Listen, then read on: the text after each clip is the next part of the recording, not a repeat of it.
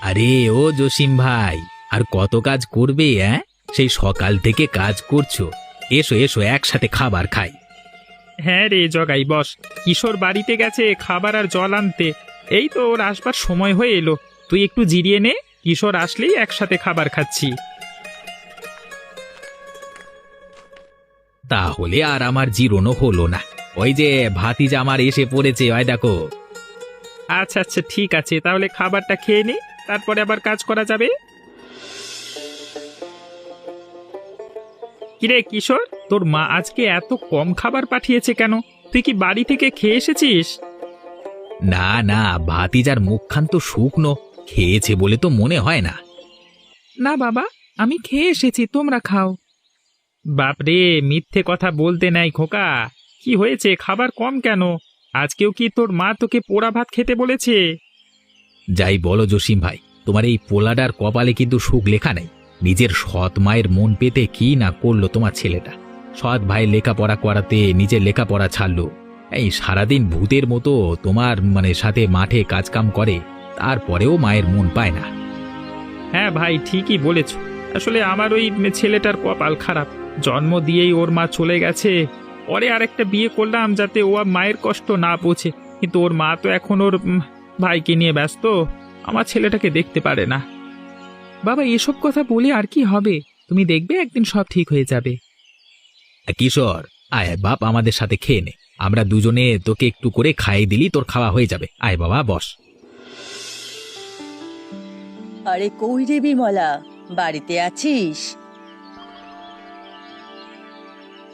আরে রাঙা পিসি যে, হ্যাঁ, আজকাল কোথায় থাকো গো? হ্যাঁ, আজকাল যে তোমার টিকিটাও দেখা যায় না। অনেকদিন পর মেয়ের বাড়িতে গেছিলাম, সে কি আর আমাকে সহজে আসতে দেয়? এদিকে তোদের ধুয়ে তো আমার মন মানে না, তাই তো চলে আসলাম। খুব ভালো করেছো। অতদিন তোমার সাথে বসে গল্প করা হয় না, বলো তো? এসো এসো, বারান্দায় এসে বসো তো দেখি, গল্প করবো দুজনে মিলে। বসো বসো। তা কি খবর তোর? আমি যা বলেছিলাম সেটা করেছিস তো? তোর সব ছেলেটাকে কি বাড়ি থেকে তাড়িয়ে দিয়েছিস? তার হলো কই গো? সব সময় চেষ্টাই তো করছি কিছু একটা করতে, কিন্তু কিন্তু কিছুই যে হচ্ছে না গো পিসি।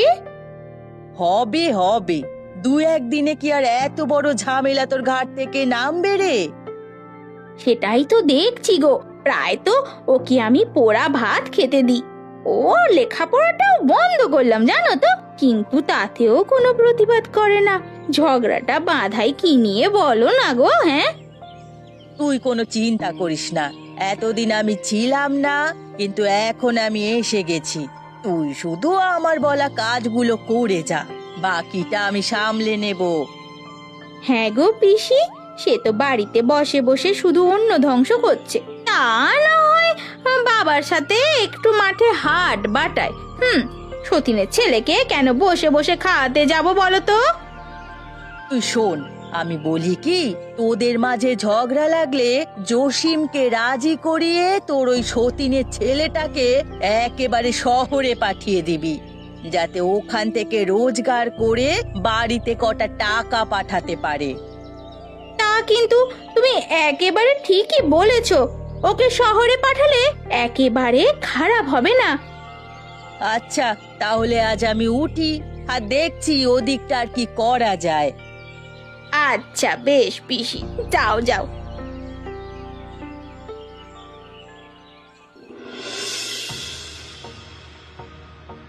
কি ব্যাপার, আজকে কাঠের পুতুলের মতো হয়ে আছো কেন? কথাবার্তা যে কিছুই বলছো না। এই বলছি, শোনো না, আমার একটা কথা শোনো না গো। তুমি কিশোরকে শহরে পাঠিয়ে দাও না গো। কেন গিন্নি, কি হয়েছে?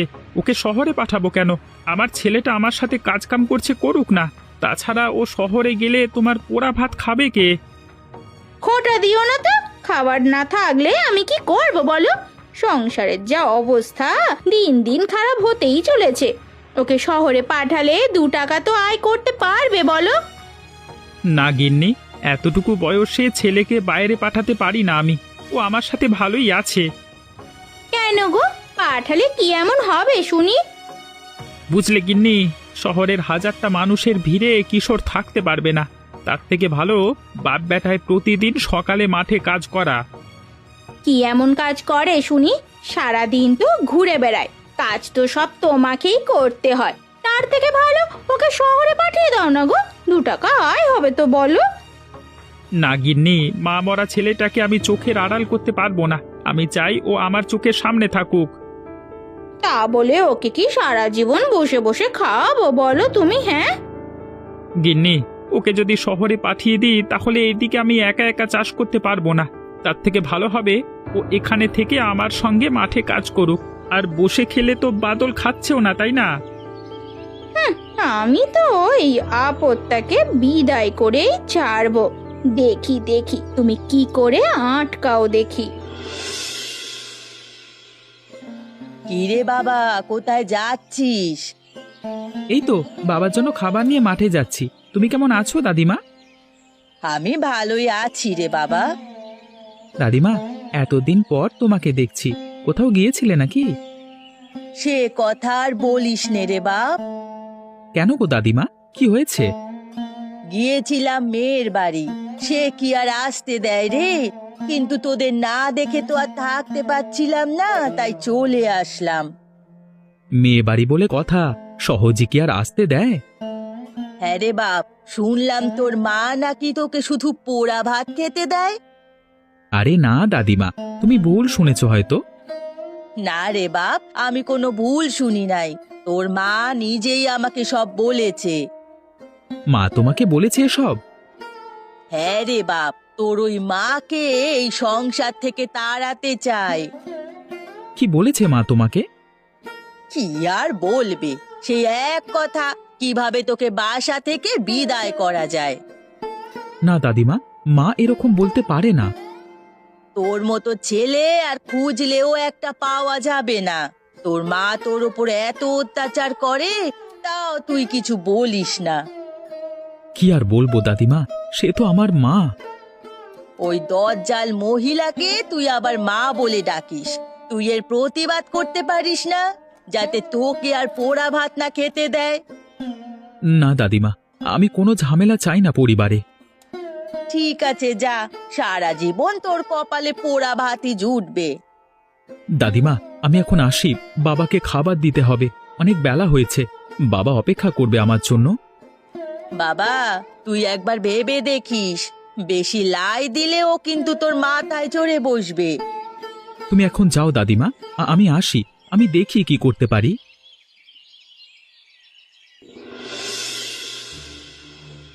কি করিস মা বিমলা? রান্না করছি, তুমি এসে বসো তো, আমার পাশে এসে বসো। অনেকক্ষণ একা একা আছি, গল্প গুজব হচ্ছে না তো। হ্যাঁ রে, তোর সৎ ছেলের সাথে দেখা হয়েছিল। তা কি বললো শুনি? বিষ দিয়েছো তো? হ্যাঁ, কানে তোমার বিষ ঢেলে দিয়েছে তো? বললাম তো অনেক কিছুই, কিন্তু তোর ছেলে তো কোনো কথাই কানে তুললো না। আর কি বলবো পিসি, প্রতিদিন পোড়া ভাত খেতে দিই, কত যন্ত্রণা দিই, কিন্তু ও যে কিছুই বলে না। এক কাঠিতে কি আর ডাল ভাজা যায় বলো তো দেখি? আমি কি করব, তো মাথায় আমার কিছুই ঢুকছে না গো পিসি। ওরে বাপ, কি কিছু বলেছিস তুই, নাকি শুধু ছেলেটাকে পোড়া ভাত খাওয়াস? বললুম যে ছেলেটাকে শহরে পাঠিয়ে দাও, তাহলে তো 2 টাকা পয়সা আয় হবে বলো। কিন্তু ওর বাপ তো কিছুতেই পাঠাতে চাইছে না, উল্টে বলে কোথাও যাবে না, এখানেই থাকবে নাকি ওর ওর চোখের সামনে। তুই ওর বাপকেই ভালো করে বলিস, দেখবি রাজি হয়ে যাবে। অনেক করেই তো বললুম গো, কিছুতেই তো পাঠাতে চাইছে না।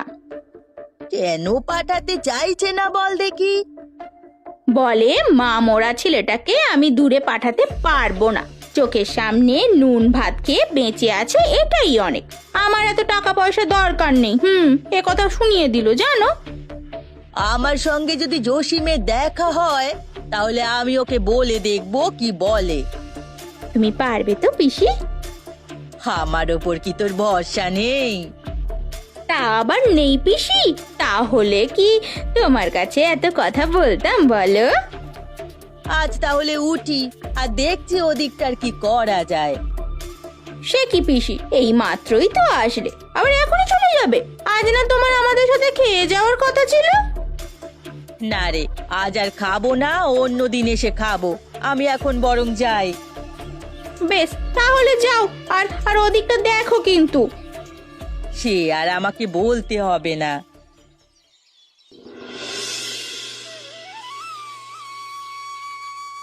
রাঙা পিসি যে, কোথায় ছিলে এতদিন শুনি? এই তো বাপ, অনেকদিন পর মেয়ের বাড়িতে গিয়েছিলাম। সে কি আর আসতে দেয়? তোদের কথা মনে পড়ায় তো আর থাকতে পারলাম না, তাই চলে এসেছি। তাই তো বলি, পিসিকে দেখা যায় না কেন?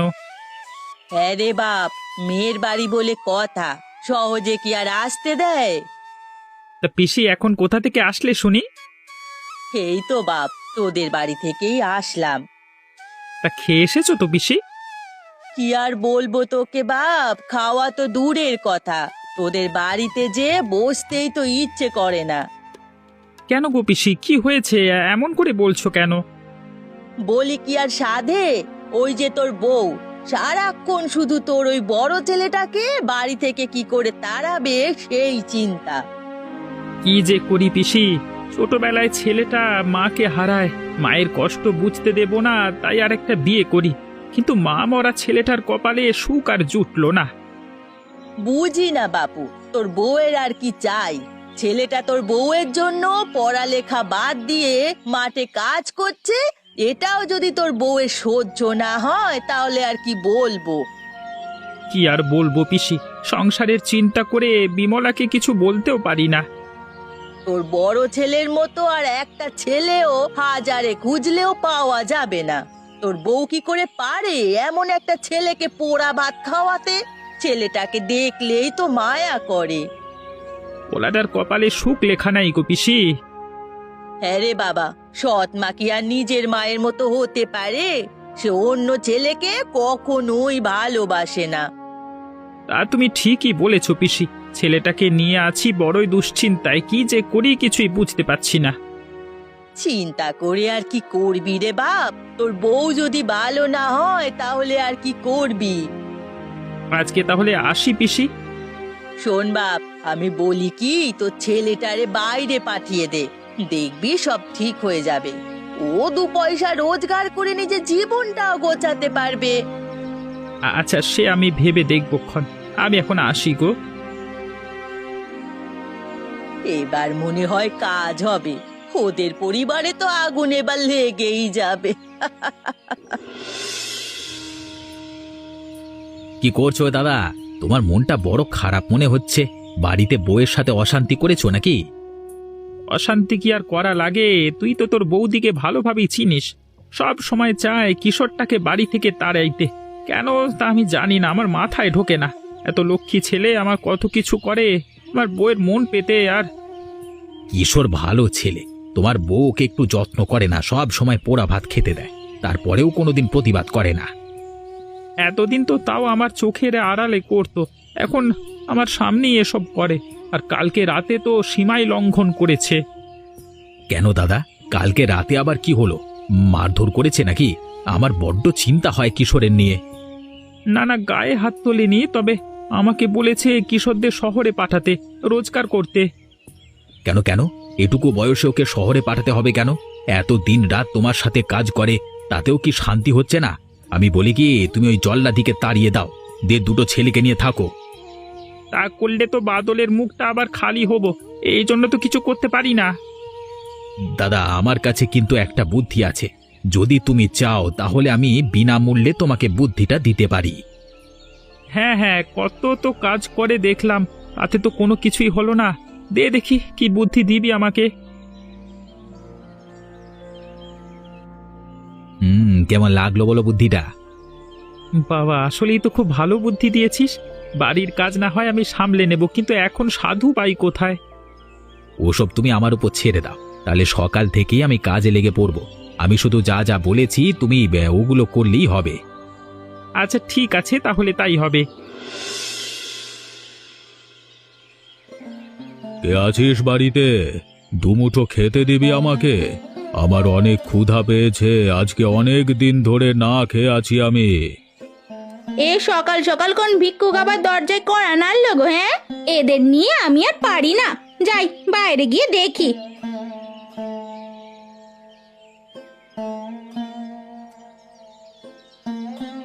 কি রে মা, ঘর থেকে খালি হাতে আসলি যে, ঘরে কি আনাজপাতি কিছুই নেই? না না, আনাজপাতি কিছুই হবে না, যাও তো যাও, সকাল সকাল ঝামেলা করো না তো, বিদায় হও এখান থেকে, বিদায় হও। কে তোর এত বড় স্পর্ধা? ঘরে খাবার থাকতেও মিথ্যে বলিস, ক্ষুধার্তকে অন্ন না দিয়ে ফিরিয়ে দিচ্ছিস। বেশ, আজকে থেকে তুই আর কোনো অন্ন গ্রহণ করতে পারবি না, তোর মুখে কোনো স্বাদ থাকবে না। দাঁড়ে দাঁড়ে ভিক্ষে করে বেড়ায়, সে আবার আমাকে অভিশাপ দিচ্ছে। যাও যাও, হ্যাঁ যাও এখান থেকে, যাও দেখি। এইসব ভয় দেখিয়ে না কোনো লাভ নেই, তাড়াতাড়ি রাস্তা মাপো, না হলে ঝাড়ু পেটা করবো।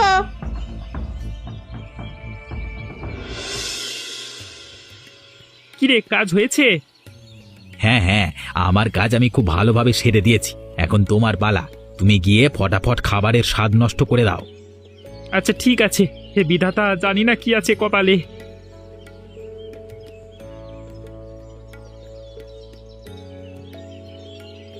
বলি কই গো গিন্নি, তাড়াতাড়ি দুমুঠো খেতে দাও, বড্ড ক্ষুধা পেয়েছে যে। সে কি, তুমি যে আজ বাড়িতে খেতে আসলে? হ্যাঁ গো, আজকে তাড়াতাড়ি কাজ শেষ হয়ে গেল, তাই বাড়িতে চলে আসলাম। আচ্ছা তুমি ঘরে বসো, হ্যাঁ আমি রান্নাঘর থেকে একটা প্লেট নিয়ে আসছি। হ্যাঁ, আমারও না বড্ড খিদে পেয়েছে। হ্যাঁ হ্যাঁ, যাও যাও, তাড়াতাড়ি যাও।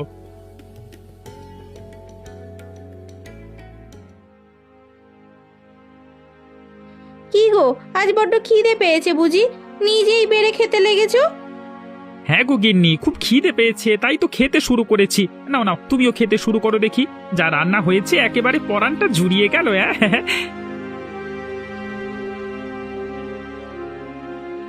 ওরে বাবারে, এ কি ঝাল, এ কি নুন, ও বাবারে, গোলাটা যে পুড়ে গেল গো। কি বলছো গিন্নি, খাবার তো খুব মজার হয়েছে, দেখছো না আমি কি তৃপ্তি করে খাচ্ছি। তাহলে কি সাধুর অভিশাপটা সত্যি হয়ে গেল নাকি? কোন সাধু? কিসের সাধু? আরে একটা সাধু মহারাজ এসেছিল, আমি খেতে দিইনি, সাধু আমাকে অভিশাপ দিয়েছে জানো, আমার গালের স্বাদ নাকি নষ্ট হয়ে যাবে। সে কি বলছো গিন্নি, সাধুর অভিশাপ থেকে এখন কি করে মুক্তি পাবে? আচ্ছা দাঁড়াও দাঁড়াও, আমি গিয়ে এখনই সাধুকে বলছি, যেন সাধু অভিশাপ ফিরিয়ে নেয়। সাধু বাবা আমার ভুল হয়ে গেছে, আপনি আমার বাড়িতে চলেন, আমি আপনাকে পেট পুড়ে খাওয়াবো, দয়া করে আপনি আপনার অভিশাপটা ফিরিয়ে নিন বাবা। তুই আমাকে অপমান করেছিস, তুই আমাকে অনেক কটু কথা বলেছিস, আমি কিছুতেই তোকে অভিশাপ মুক্ত করব না। আমার ভুল হয়ে গেছে সাধু বাবা, আমাকে আপনি ক্ষমা করে দিন, আমি বুঝতে পারিনি যে আপনার এত অলৌকিক ক্ষমতা। আপনি আমার সাথে চলুন, আমি আপনাকে পেট ভরে খাওয়াবো। তোর এত বড় সাহস, তুই আমাকে কিনা খাওয়ার লোভ দেখাচ্ছিস? এই জগৎ সংসারে সাধুদের খাবারের অভাব হয় না, আমি তো শুধু তোকে পরীক্ষা করতে গেছিলাম। আমাকে আপনি ক্ষমা করে দিন সাধু বাবা, আমি যে কিছুই খেতে পারছি না, সবকিছুর স্বাদ নষ্ট হয়ে গেছে সাধু বাবা। এটা তোর আগে ভাবা উচিত ছিল, তুই আমাকে ছোট করেছিস, আমাকে তাড়িয়ে দিয়েছিস। সাধুর পায়ের ধুলো সব উঠানে পড়ে না রে মূর্খ।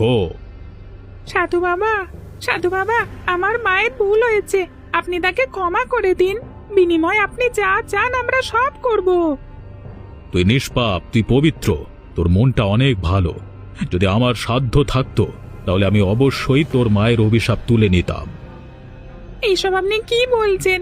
আপনি ছাড়া কে আমার মায়ের অভিশাপ তুলবে? আমি একবার কোনো অভিশাপ দিলে তা কোনো কিছুর বিনিময়ে ফিরে আসে না। আপনার এর বিনিময় কি লাগবে বলুন, আমি আপনাকে সব দিতে রাজি, শুধু আমাকে আবার আগের মতো করে দেন।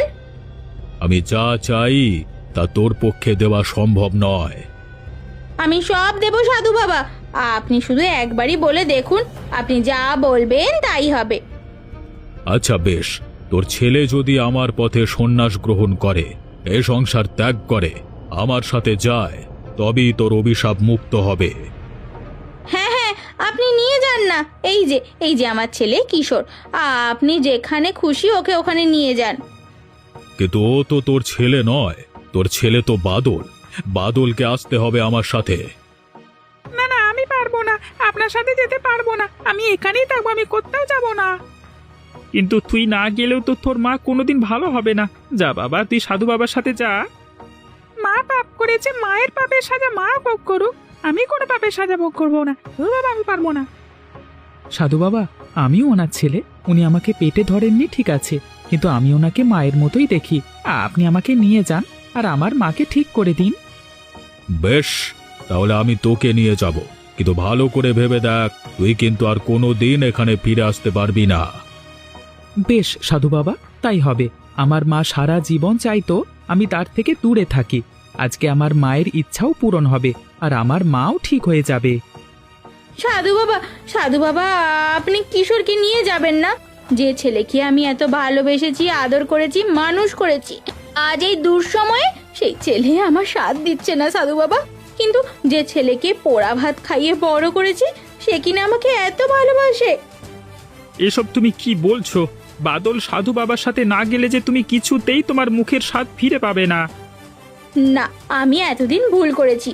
কিশোর আমাকে এত ভালোবাসা সত্ত্বেও আমি তা দেখতে পাইনি। আজ আমার চোখ খুলেছে। এখন আমি আর কিছুতেই কিশোরকে আমার থেকে দূরে সরাতে পারবো না। গিন্নি, তোমার আর কিশোরকে দূরে সরানো লাগবে না। এসবই ছিল আমাদের পরিকল্পনা গো। এসব তুমি কি বলছো?